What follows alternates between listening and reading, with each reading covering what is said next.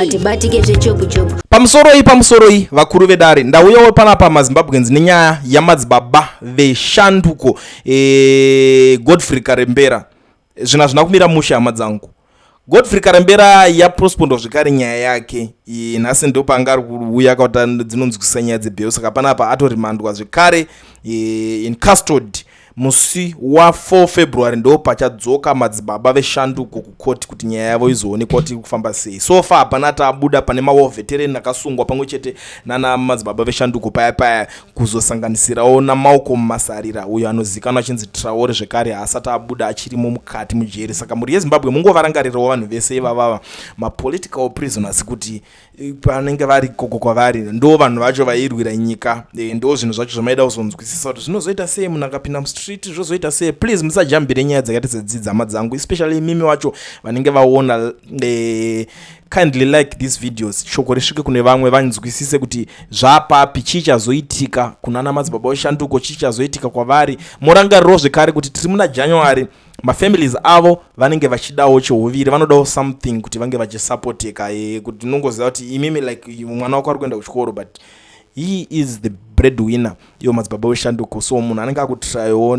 pakasiyana siyana kuti ndikambotryawo kudai so ndikambotryawo kuti padedzerwa demonstration ndozoitawo zvandiri kuitawo ndichinoita sei ndichinobatsirana nechinomira nemhuri yeZimbabwe. Madzibaba Veshanduko I like him zvekutodaro because munhu wekuti I like his courage, his bravery. Unoziva kuti anoshinga pese panoitika chinhu.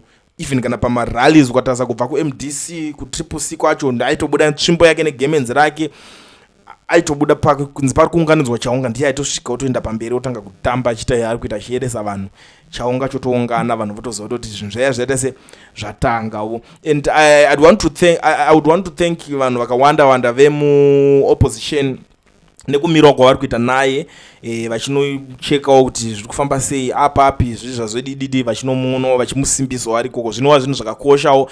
And at the same time tichikurudzirawo vanhu vakaita sana Mudharageza kuti vaitawo mafollow-ups vachinzwawo kuti munhu asei chiro zviri kufamba sei, kana kungotumirawo vamwe vanhu vanokwanisa kungoendawo chinyarire. Because so far manzwiro atiri kuzviita hakuna kana any message yabva kuna Mudharageza yakananga kuna Madzibaba Veshanduko. Ndikutaura zvinhu zviri ndoziva, tisitaura zvinhu zvekuzoti papublic chiti kutaura private hakuna kana any message or anyone ambocommunicateawo kumbotiwo zvakamira sei. I understand kuti yakangonyora akangoti vakasungwa avo havachasungirwa mahara, hazvisi zvinhu zvichangoitika in vain.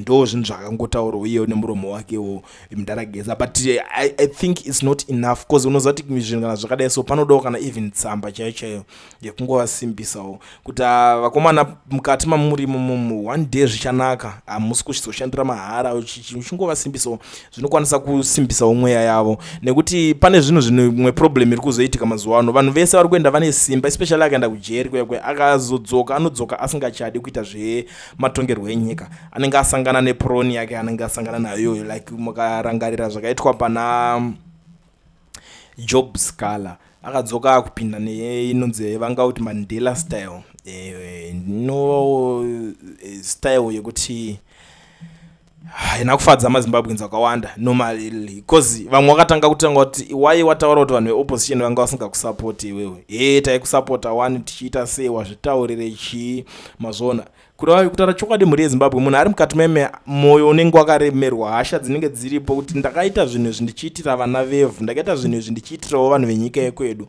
Saka please ngatisaignore vanhu ivavo. Munhu achinge apindira nedambudziko rakaita seiri ngatibatsiranei tomika sure kuti mhuri yakewo pairi kusarawo zviri nanewo, even kungovasimbisawo muchimunikirikina muchipota muchingonobatikirawo 1 or 2 3 4 people hapashayiwo mumwe wanombopfurawo chero neka 10 US zvinogona kubatsira kuti life ikwanise kuramba ichienderera kumberi muchiitawo mafollow-ups. Remember tine vanhu vakaita even sana baba Mudiwa, he is over 75 years arimo mukati momo and he was part of vanhu vaya vakasungwa vachinzi varikuda kunoratidzira zvemusi uya. So please zvakakosha izvozvo mhuri yeZimbabwe kuti mukwanise kunge muchinomira pamwe chete nevamwe kana vachinge vapura nemadambudziko akadai so that zvinoratidzawo kuti muri kushandirana pamwe chete senyika kuti muite kuti zvinhu zvienderere kumberi because hazvidi kuzotanga munhu aitanga asara aega aignoiwa. Ndo nyaya iri panapa ina ndinoda kuramba hangu ndakaibayirira stereke ndicharamba ndichingoitaura because even inini deep down inondibata pamwoyo pangu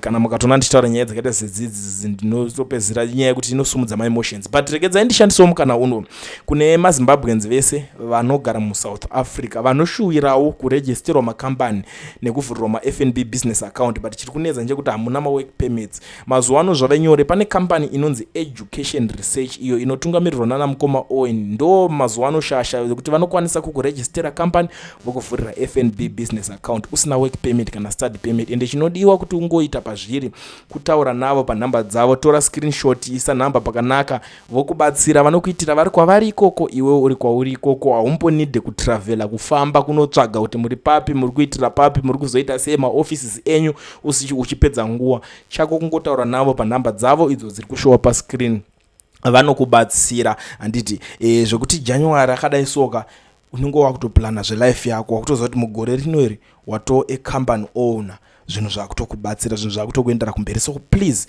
contact Madzibaba, contact mukoma Owen. Vamwe vanoti Madzibaba Owen because ndozviziva kuti vanhu vanoda kuita se vanenge vane kakuremekedza kuZimbabwe kwenhesi vanonzi ana baba tichatovati Madzibaba Owen because zvinhu zvavari kuita ka iro yeubaba yekubatsira maZimbabweans. Saka contact him panhamba dzavo ndidzo dzidzi. Usasaswera uchitenderera, usanetsekane, usaita zvekuudzwa kana kuita zvekurendeserwa maaccounts zviri kuitwa muSouth Africa nevazhinji zviya kwete unless kana wakatopusawo zvako iwe, as long as une passport chete iri valid, enda kuna mukoma Owen, batai, taurai navo vakubatsirei, zvinoita chete.